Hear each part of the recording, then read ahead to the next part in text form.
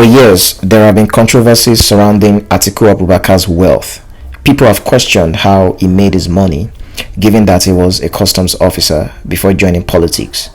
Today, he has businesses and investments in the manufacturing sector, the oil and gas industry, and the education sector.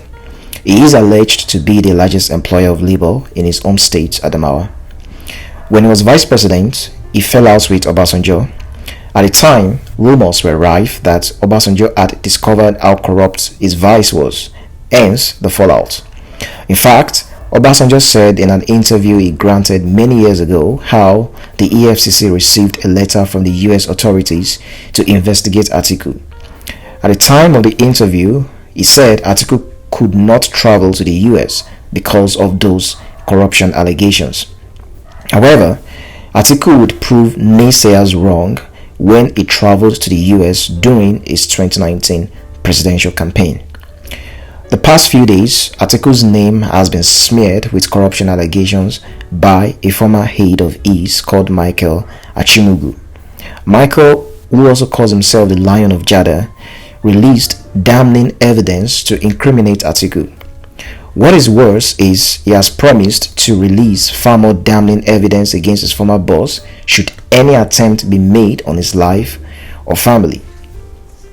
Before I continue, it probably makes sense I explain the type of relationship Michael had with Atiku in order to establish the veracity of his allegations. Part of his Twitter bio reads, ex-director of media at Atiku Support Organization / ex-media strategist to Awa Atiku. On his blog, he posted screenshots of chats and emails he exchanged with Atiku and his daughter. You can also find scanned copies of his appointment letters from the Atiku Support Organization. So here's a summary of the allegation. Michael contacted Atiku via email sometime in 2018 asking for how to respond to a claim made by a political commentator, Kayode Ogundamisi. Kayode tweeted, Atiku and Olusegun Obasanjo each received 100 million naira stolen by Joshua Dariye, but Atiku articulatedly kept his own share. Hashtag Atiku, where is the 100 million naira? Michael sent a screenshot of the tweet to Atiku asking, how do we respond to this one? Any pointers in the right direction? Atiku responded, the money was paid into an SPV for party funding and the directors of Marine Float was Otumba Fashawe, not Atiku. Unsure of what Atiku meant by SPV, he replied asking, may I ask what an SPV is? Atiku responded, Special Purpose Vehicle, a company registered to carry out certain activities. Shortly after the email exchange, they both spoke on the phone. From the recording he uploaded on his blog, Atiku further explained what a special purpose vehicle is. He said when they came to power, he advised Obasanjo against what he called open corruption by setting up companies that would be used to, quote, carry out certain activities, end of quote. He said he asked Obasanjo to give him the names of 3 people he trusted and he set up companies using them as directors and subscribers. One of such companies was Marine Float, which received the 100 million naira from Joshua Dariye as alleged by Kayode Ogundamisi.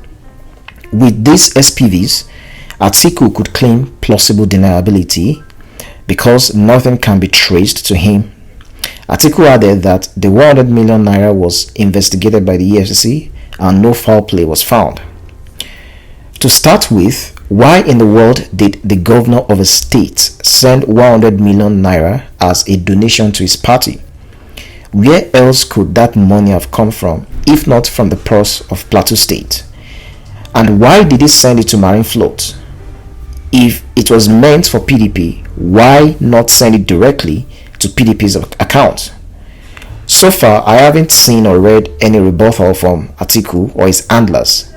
Of course, Atiku should be given the presumption of innocence because, whether we like it or not, these are still allegations for now, albeit damning.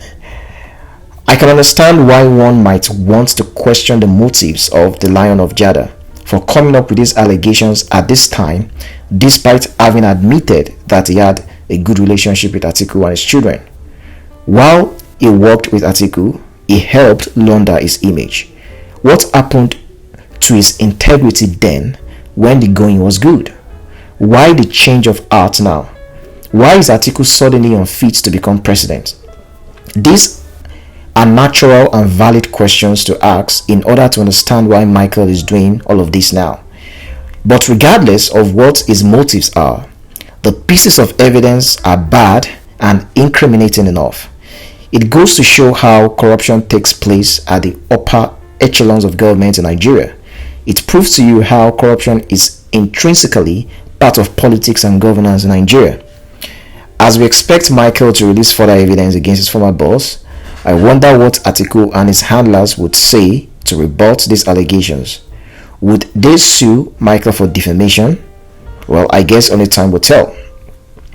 That will be all for today. Thanks for watching or listening. Check out the Disaffected Nigerian magazine at disaffected.ng. If you would like to publish an article, check our submission page for guidelines.